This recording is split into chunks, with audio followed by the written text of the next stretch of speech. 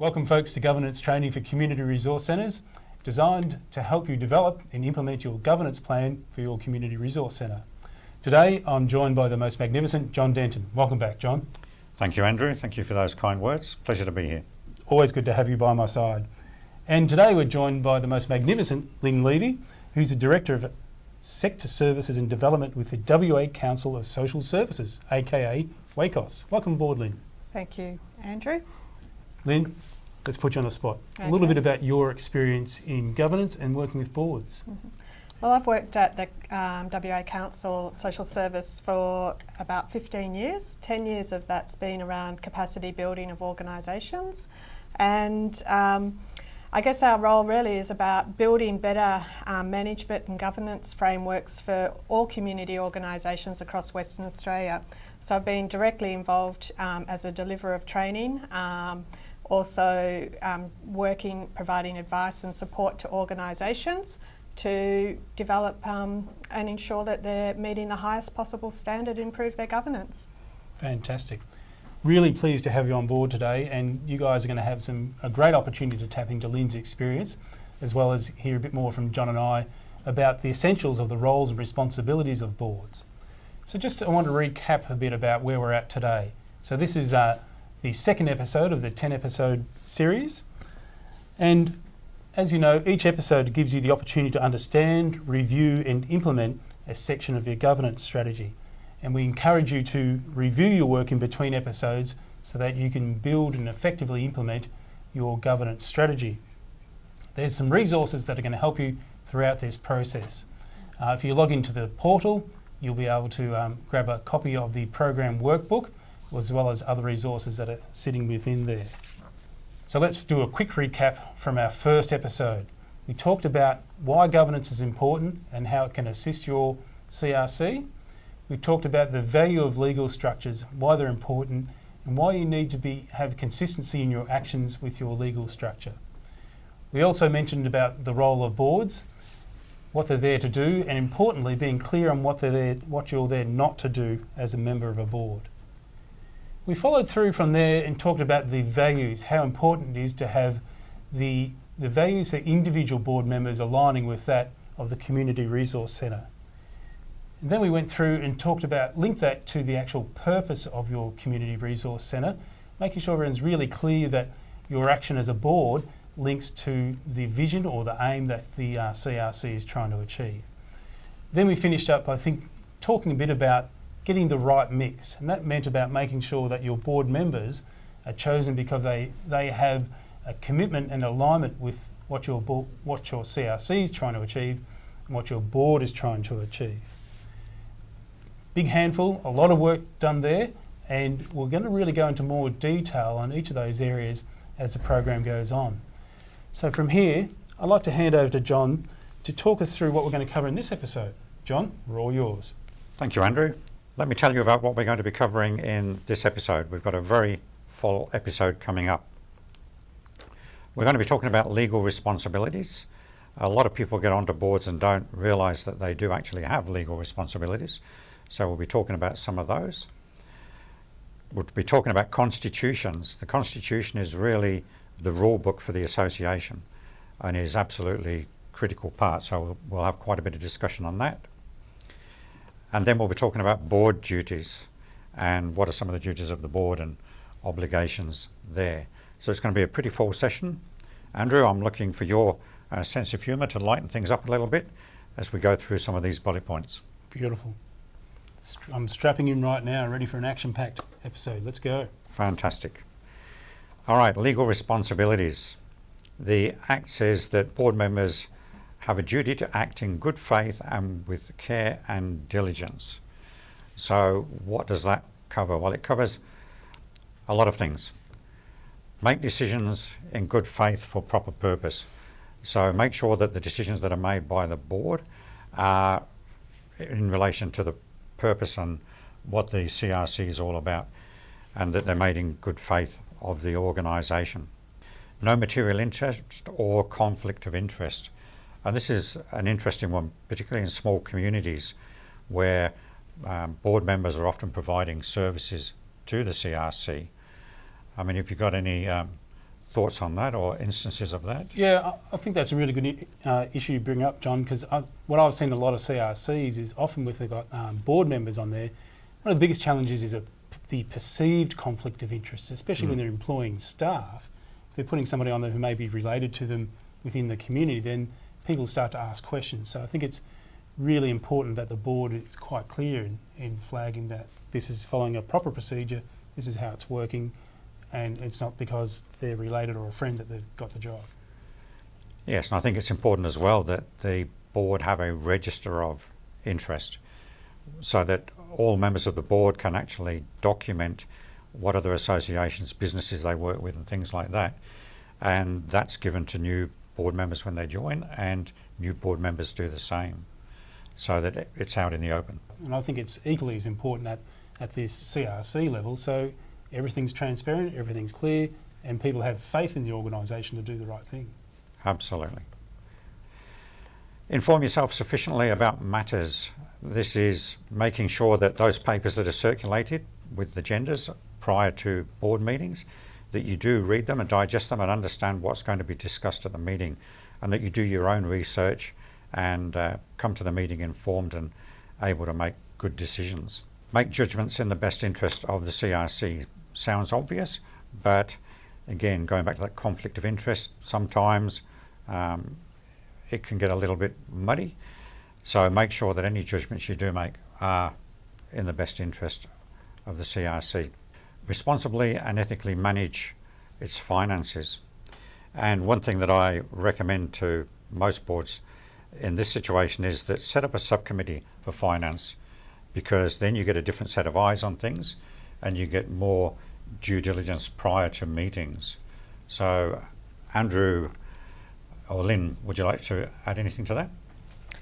Yes, John, I'm happy to add something to that. So, yeah, more and more we're seeing organisations looking at different ways that they can ensure they're across a whole range of different areas of expertise, and finances is something that people often shy away from.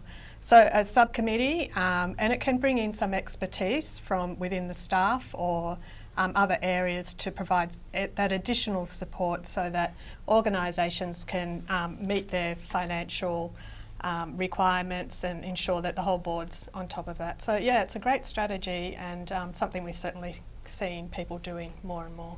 Thank you. Safeguard its assets. This is obviously another key one as well. It's making sure that all the assets of the organisation are protected and things don't walk out of the door and so forth. Not that they would, I'm sure. Not to misuse information or your position.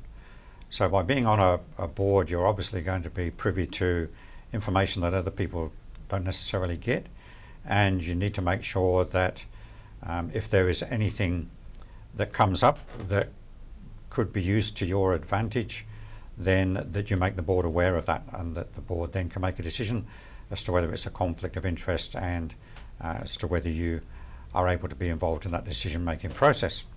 Operate in the public and stakeholder interest. So make sure that the decisions that you're making support the organisation and its stakeholders. Do not abuse corporate opportunity. Pretty self-explanatory. Maintain confidentiality, and this is another big one, and Andrew and Lynn, maybe you'll have something to say on this, because again, being on the board and being involved in the CRC, you're going to get to know a lot about what goes on in the community. So how do you suggest people go about? Yeah, I mean, particularly in small regional centres, I think this is a really highly important one. So people may have a perceived belief that you actually have more access to information than what you actually do. So I think it's highly important that also, as you point out, you're also receiving information possibly about what's happening across the town that's building into your strategy. So, you know, I think just a bit of a heightened awareness about conflict of confidentiality, you know, is really a good point. And of course, we've got revised privacy laws and things now as well, which have to be taken into account. Not to trade whilst insolvent, well, that's illegal. So you would certainly make sure as a board that you weren't doing that. And abide by all the relevant laws. And there's a lot of them. So again, it's probably worth having a register and making sure that you do an audit from time to time, probably annually, to show, or that the coordinator does an audit annually to show the board that everything, all the laws are being complied with. Yeah, I mean, I'm happy to jump in there. Please, then. Look, yeah, I mean, I think sometimes we get very tied up around the constitution and the legislation and the regulatory parts of governance, and then forget that there's actually industrial relations, occupational health and safety, and as you mentioned, also the privacy laws as well. So it's just really keeping your eye on the ball on a lot of other parts of your organisation, as you would with running a business or any taking on that sort of legal responsibility. There's a lot more to it than just a small part. Yeah. Absolutely, there's a lot to think about on that one. Operate to the rules of the Constitution. So as I said in the introduction to this section, the Constitution is the rule book for the CRC, for any association, and it's critical that you get the Constitution right, and then it's obviously equally as critical that you work to the Constitution. So Andrew and Lynn, I think you're going to have a bit more to say about the Constitution. We'll go into a little bit of detail about that. Fantastic. Thanks, John. So to me, the Constitution, I see it as almost like your lighthouse for your organisation. It points the way where the trouble is, shows you where to go for safety, and spells out really what your CRC should be focusing on and some of the things to be avoiding. So we're going to talk a bit about that now, and essentially it's just to get some real clarity on where the accountability is in an organisation and what you should be abiding by in terms of how you operate.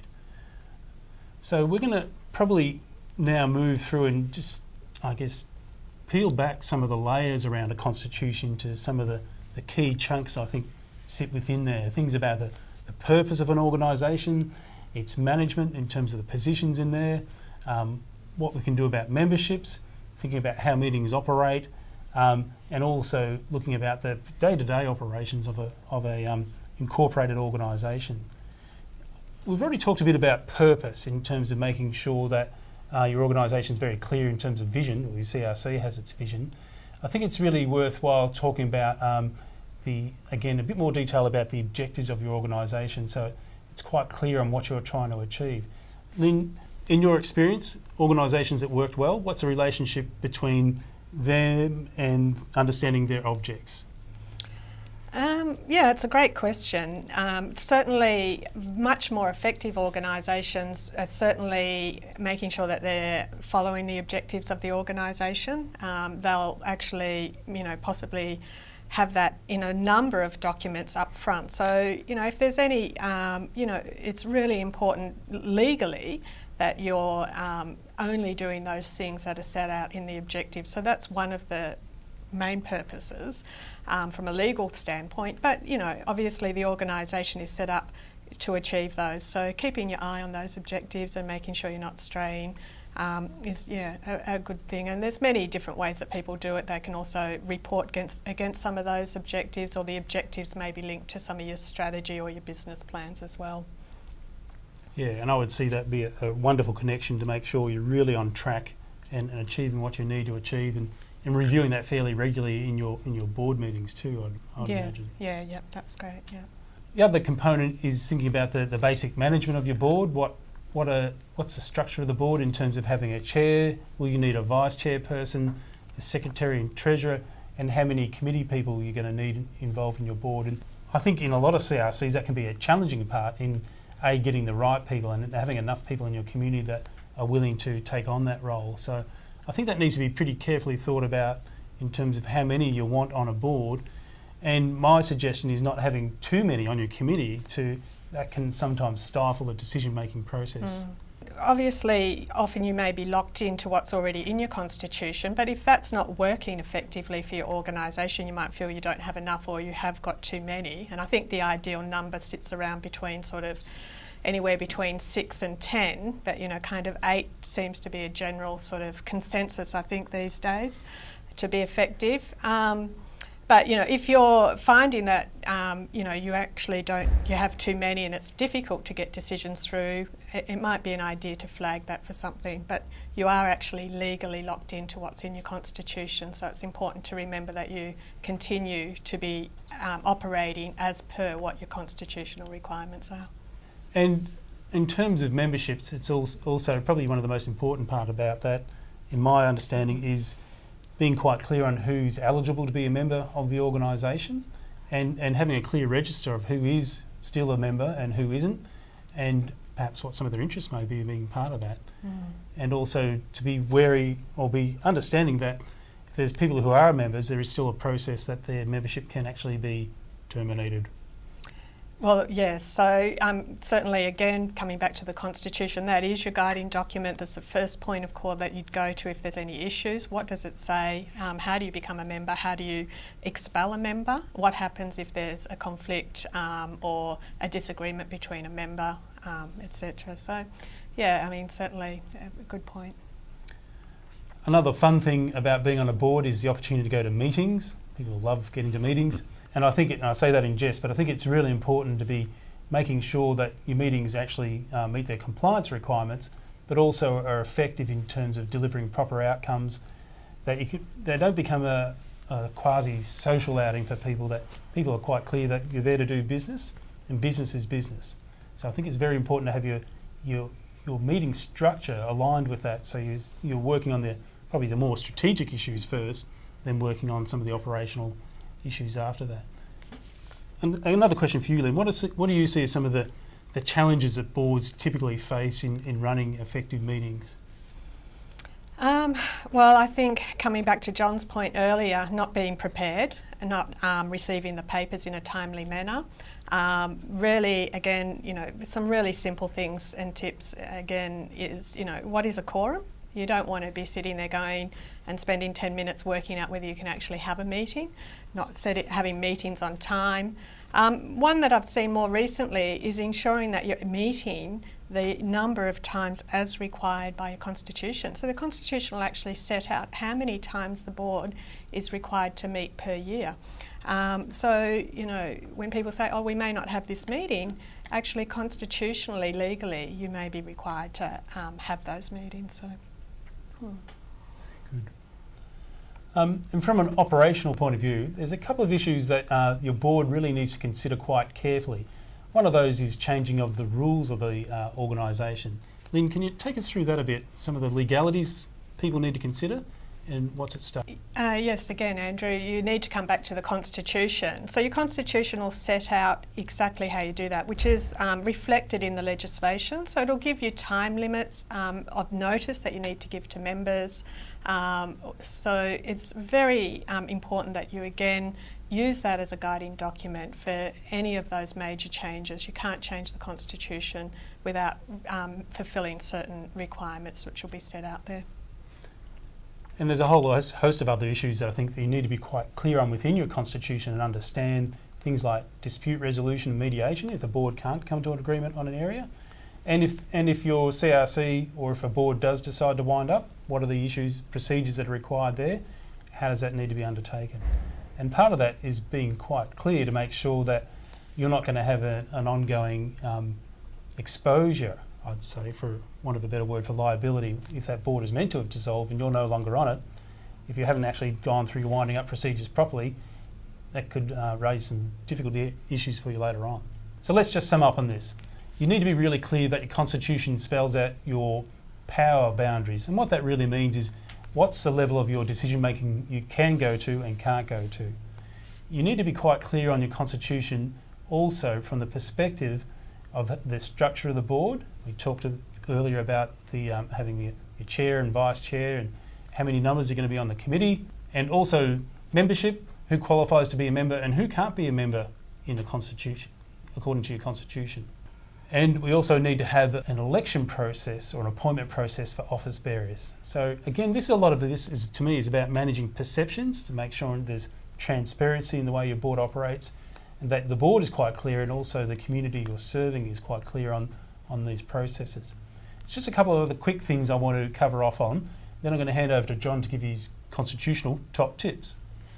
So, Make sure you're really clear on the length of board member terms. It's often useful to have a defined term, and I reckon that helps board members stay focused throughout that process, keeps them quite clear and energetic through all their time on the board, knowing that, hey, I'm only in this for 2 years, so I'm going to give it my best 2 years. Lynn, quickly, is that something you've seen work effectively? Oh, definitely, yes. So, having board terms, being aware of those. And so that also helps you plan for succession planning and what you need to be doing to prepare for the next lot of board members that come on board. Beautiful. We need to be quite clear on what the roles and responsibilities are for office bearers, just to make sure people are quite clear on what they're meant to be doing, and so they don't go straying trying to tell other people how to do their jobs. We talked earlier about the procedures for removing members, also for removing board members. So if there are significant disagreements or there's significant areas where board members have not met their compliance requirements, this needs to be quite clearly laid out in the Constitution, so you've got a clear process to follow that can't be debated. And finally, the fun part about meetings, making sure that your meeting requirements do follow your Constitution, and especially things like quorums, number of meetings per year, and those sort of issues. John, I think you've got some really practical tips now that you can help us with to help boards and CRCs really make sure that they're on board with the Constitution. I hope they're useful, Andrew. Yes, I think they are. Absolutely. And, nothing happens until there's action. So all this is great information, but now the question is, what are you going to do about it? So some tips, which are in the workbook. So review the Constitution at least annually. Now, I recently received a copy of an institution for an association, and it looked like it had been scanned off on parchment. It was so old and clearly not totally applicable now. So these things can go out of date if they're not reviewed on a regular basis.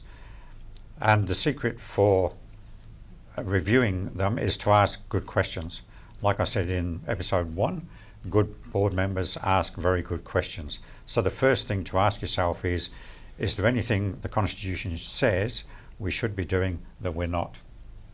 It sounds a little bit obvious, but it just needs to be gone through and checked. Is there anything we are doing that the Constitution says we cannot?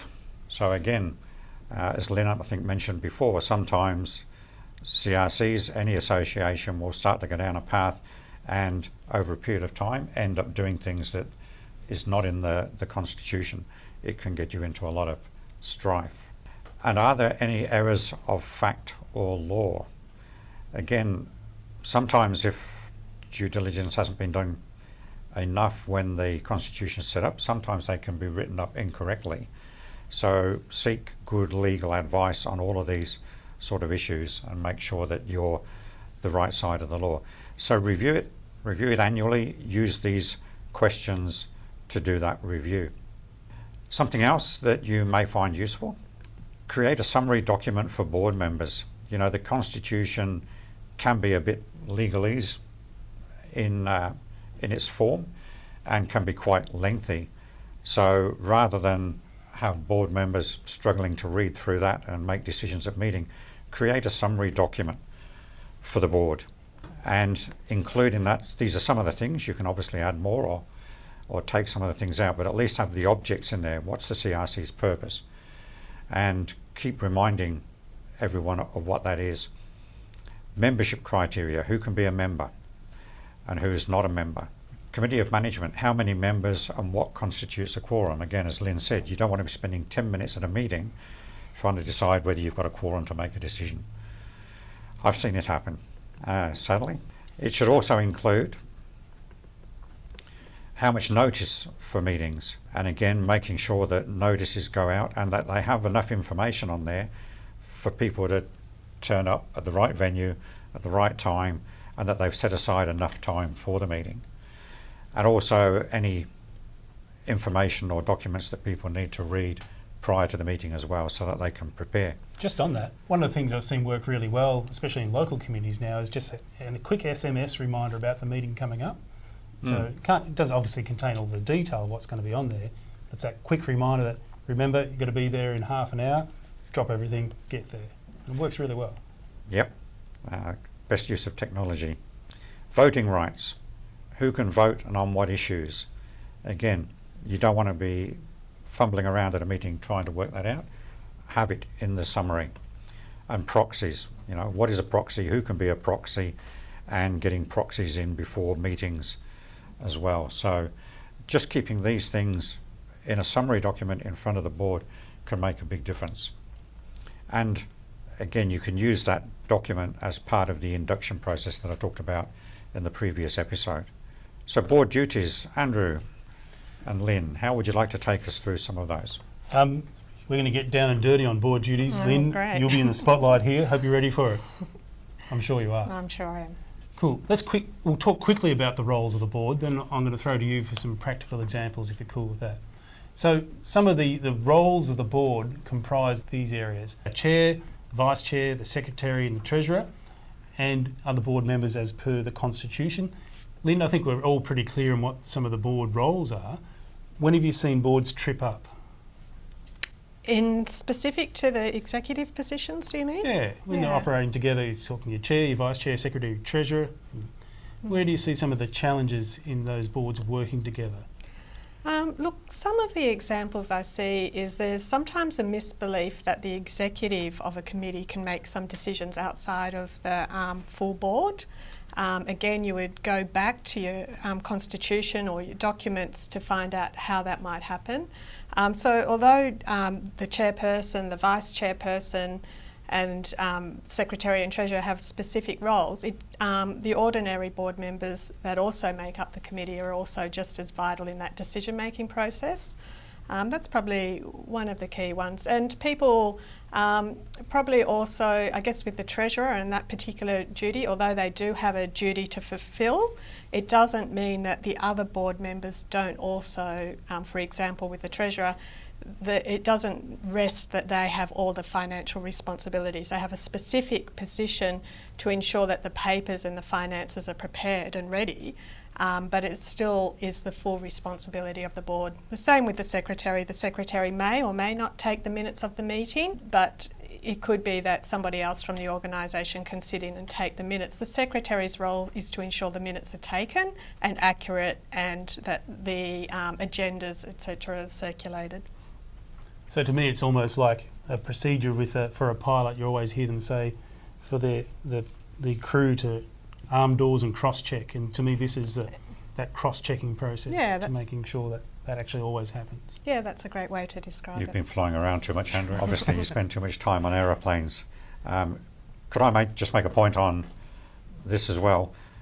I find that the best run CRCs, the best run associations are those that have a very clear distinction between the roles of the chairperson and the role of the manager or coordinator. So they know exactly what each is doing and they support each other, and then that makes the whole board function so much better.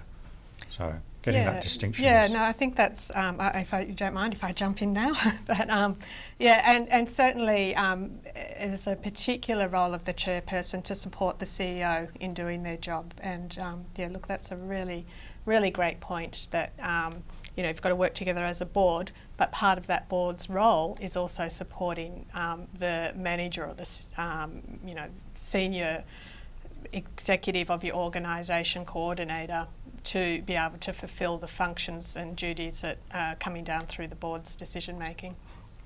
Yeah, and to me, part of that is making sure there's good communication on all sides with that. So there's no sort of surprise. This is all suddenly changing. That the coordinator really knows what's coming their way, and the board gets fed back what's happening from the staff perspective. Let's move along. We've talked a bit earlier about some of the board duties in meeting legal and financial accountabilities. John went to detail on that. We talked about having the policies and procedures in place, and also making sure that the objects meet the purpose and vision, what the aim of what the CRC is trying to achieve, and the time frame it's trying to do that in. Lynn, what are some of the things you've seen where a board that's really got it nailed? What's some of the features you see there? Look, I think one of the best statements that I hear regularly, it's not just the rules and regulations, it's the way that we work together as a board. So effective boards understand that it's really important that working well together. Again, coming back, communication is key to that. They're providing leadership to the organisation, they're adding value to the organisation.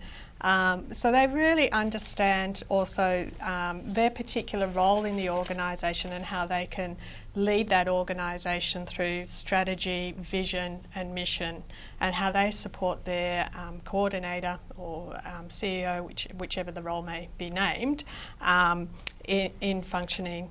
So, you know, I guess, effectively, and willingness to sit down and solve problems. I guess some of the other areas would be helping to resolve difficult questions, conflicts of interest that might arise.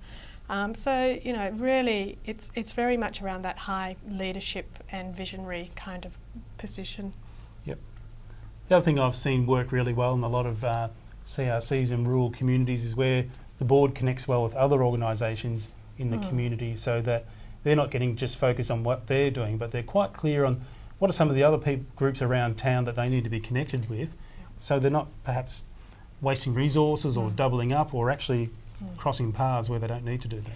Yeah, exactly. And again, probably on that point is remembering that you're always an advocate for that group or community organisation in which you sit on the board, whether you're in the board meeting or outside the board meeting.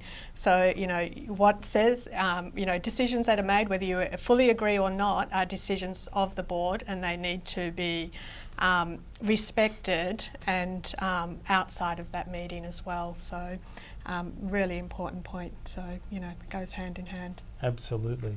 There's some fantastic resources around for boards and CRCs. Can you tell me about a couple of them, please? Sure, Andrew.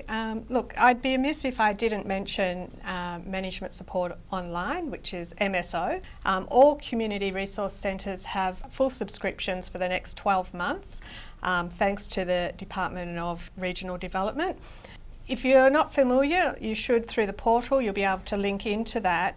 But it's got hundreds of templates, policy documents. We mentioned earlier about a summary of the Constitution and induction manuals.